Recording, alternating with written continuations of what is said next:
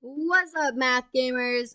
Today in Unit 9, I'm going to teach you our 6th lesson, which still has to do with adding and subtracting fractions with like denominators. We are just going to focus on making this skill super easy by using a number line.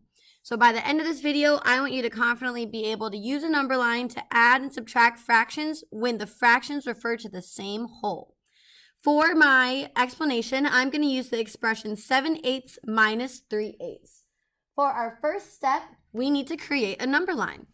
So I'm going to write on my notes, create a number line. This is just like the step where you make your model, as if you picked area model or you drew a picture, but we're creating a number line. Step 1. So I know my total parts is 8. So I need to make a number line that starts at 0 and goes to 8/8 or 1 whole. So I'm going to take the time to draw my number line. And it doesn't have to be perfect, but I'm going to try my very best to make sure all the pieces are equal.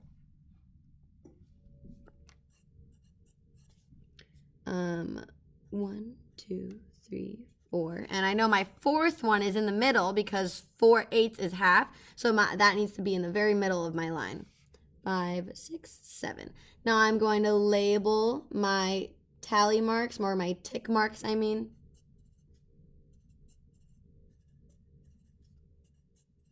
Boom. So I know that all of this is 8/8 or 1 whole.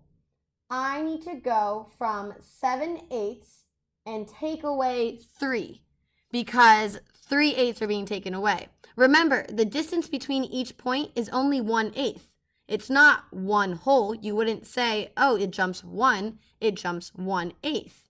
Because when we say 1, that means a whole. So I need to jump to 7/8. And then since I'm subtracting, which is taking away, I need to jump backwards 3/8. Boom.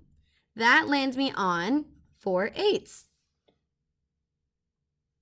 I know 4/8 is the answer to this expression because I also have a sense of subtraction. I know how to subtract numbers. I know that 7 minus 3 is 4, but I also proved that by using my number line to show if you're at 7/8 and you jump backwards 3/8, you land on 4/8. So step 2 would have been to start at 7/8, and step 3 would be to jump backwards 3/8 or whatever you're subtracting by. That's the only thing we're practicing in this lesson. So I know you know how to do it a little bit, but I want you to get super good at using a number line to prove you know that 7/8 minus 3/8 equals 4/8. And remember, the denominator does not change. We're subtracting and adding with like the denominators. I'm going to show you the same thing, just adding. So let's do 7 tenths plus 2 tenths. First step would be to draw my number line. Start at 0. I know that 10 tenths would equal 1 whole, so it's going to be at the end of my number line. I'm going to divide it up the best I can. 1, 2, 3, 4, 5. I know that is in the middle of the number line, which is 1/2. 6, 7, 8, 9. I label.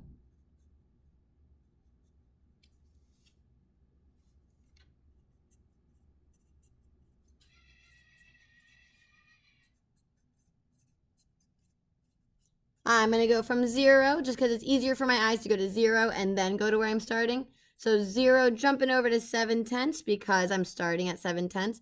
And then I'm not going to go backwards because I'm not subtracting, I'm adding.